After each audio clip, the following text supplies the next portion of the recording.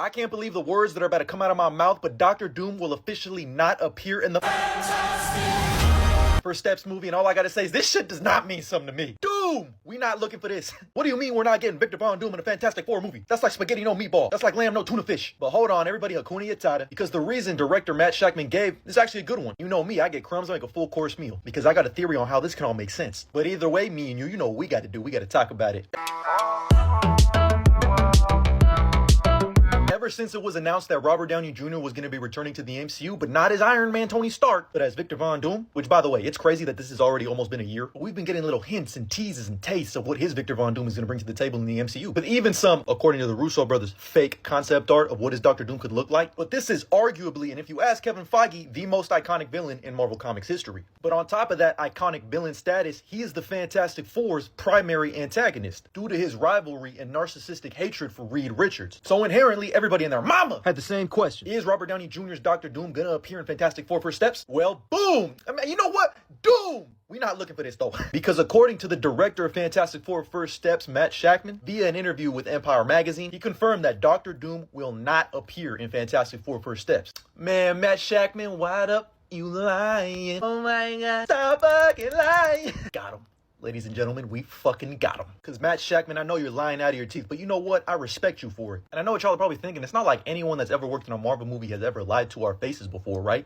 You can't fool us. We're familiar with your game. But I do love the reason that Matt Shakman gave on why Doctor Doom will allegedly not be appearing in his Fantastic Four movie. He also said Doom's a great character, but he takes up a lot of air. Other film adaptations have done both in Origin and Doom. We're doing neither, and that allows us to look at them from a fresh perspective. He's doing this so we can focus on the Fantastic Four and what makes them a dynamic family. And with the fact that we already know that Sue is pregnant, we know that Franklin Richards is on the way, so that's another little wrench that's going to be added to this family. And on top of that, we also got Galactus, the Silver Surfer, Mole Man, Red Ghost, etc., etc. The possibility of an incursion happening because we all know that the Fantastic Four, or at least this version of the Fantastic Four, don't belong in that universe. And that's why Reed Richards is working really hard trying to get back to where they really belong. So I think it definitely makes sense to have a movie where they're just feeling like an impending doom is happening, kind of like Armageddon. And it's up to the Fantastic Four from stopping an incursion, stopping Galactus, and just focusing on them as a family. Should be the primary focus, but that just begs the question, what universe is Robert Downey Jr.'s Victor Von Doom from? And how does this all connect into Avengers Doomsday? And that's where I come in to say, hold up, let me cook. Because my theory for months now has been that the Fantastic Four movie is going to be the Thor Ragnarok to Avengers Doomsday's Avengers Infinity War. I think the ending of this movie is going to tie in directly into Doomsday. Especially since we know that Avengers Secret Wars is on the way, and if they're taking any inspiration from Jonathan Hickman's Secret Wars run from 2015, you just know how pivotal the conflict between Reed Richards and Victor Von Doom is in that storyline. So it would be a shame if they just erased all that. If you are doing this, you got to start planting the seeds in this Fantastic Four movie. But I'm going to keep it 8 more than 92 with you. I don't care what Matt Shakman has to say. I think we're getting Doom in this movie some way, somehow, whether it be at the end of the movie or in a post-credit scene, end credit scene. And if you've been following along, I've made multiple YouTube videos and videos on here of how there was a public test screening for the Fantastic Four that supposedly featured a post-credit scene that featured Doom. But the reason I don't believe it is because it sounds exactly like a scene that we've already gotten in The Incredibles. So I don't think they're going to double dip like that. Supposedly, they did in fact show a post-credit scene. Now, I've been getting conflicting reports myself because I know people who went to this damn screening and they said there wasn't a post-credit scene. But there have been reports from other people who have attended the screening that said there was a post-credit scene. So either this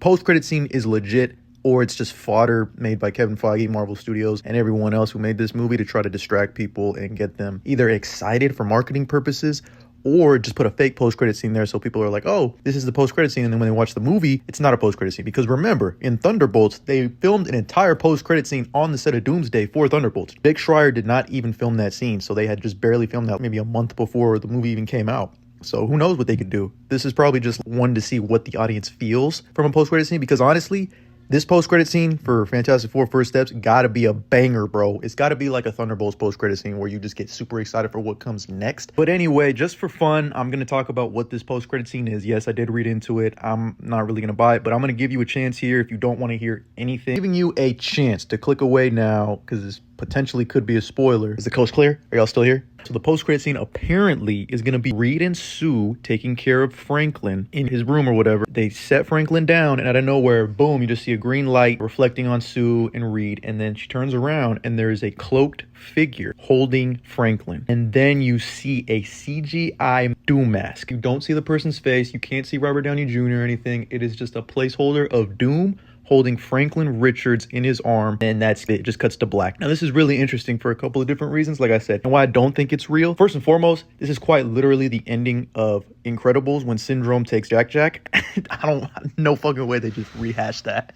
Another thing is, it's a placeholder. Robert Downey Jr. is not actually there. It's not an actual person. That's what makes me feel like this is just to throw us all off and to just get people speculating, because I just don't buy it, bro. Out of nowhere, he's just going to be there. To add on top of that, the test screening that we just had wasn't even a finished product. We got other reports saying that the CGI in the movie was only 25% finished, or at least the CGI in the version they showed this test screening was only 25% finished. But there's also other reports saying that they probably are closer to being done than a lot of people realize. But just for this test screening alone, they only showed the one that wasn't completely finished, just to get a sense for everyone's feelings on how the movie flowed. So that's what makes me feel like this post-credit scene could potentially be real, but also is probably just not even going to be in the movie. I don't know, man. It's interesting, but it's just fun to share. I thought I would speculate here because it's always fun to just talk. I think Doom's introduction is tied to however this movie ends, whether it be that they lose to Galactus or they beat Galactus, because regardless of the outcome, there's going to be another concerned individual in Victor Von Doom. He just wants peace in his time, because in Doom's, albeit more narcissistic view of keeping his planet, his people safe, in his own way, he wants to be the hero, but like I said, his way or the highway, which is actually very similar to the MCU's version of Tony Stark, because if you think about it, this man has caused just as much harm as he has stopped. And for the most part in his tenure in the MCU, he's cleaning up all the messes that he caused.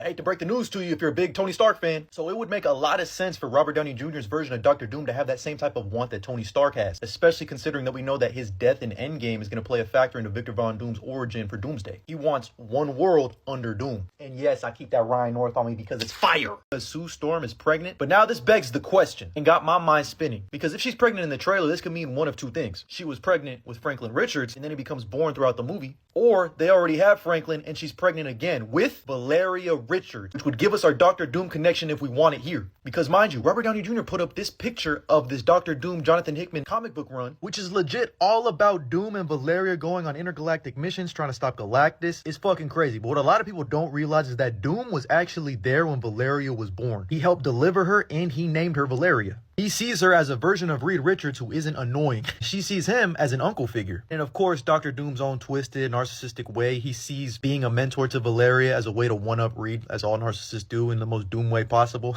But I still think she's probably just pregnant with Franklin and then has him. And then Galactus becomes infatuated with him and his godlike powers. All I know is if you were to show me this promotional image of official artwork of the Fantastic Four movie like 6 years ago, I would have called you crazy. Ain't no way it would have looked this good. We have Herbie in the damn picture. We have Galactus in the skyline. This shit means something to me, man. And it's so crazy to see them actually be put to live action in like the most faithful, successful way possible. Now, don't get me wrong. I like the Tim Story movies with, Chris Evans and Young Grufford, Jessica Alba, and Michael Chiklis, but, they just never really super felt like the Fantastic Four. It just always felt like it was off.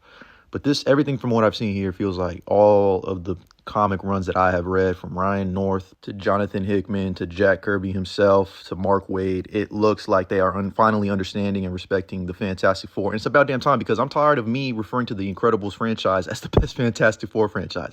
We need Marvel to get this shit right. This is Marvel's first family, and everything we've seen so far is peak. I love it. But yeah, that's the news we got today. According to the director, Matt Shakman himself, Victor Von Doom will not be appearing in Fantastic Four First Step, and we might need to change his name to Matt Capalot. But anyway, let me know what you think about this news, my theories. If you have theories, what are your thoughts? Do you think Doom is going to be in this movie? Yes or no? Drop a comment down below, and as always, like and follow for more.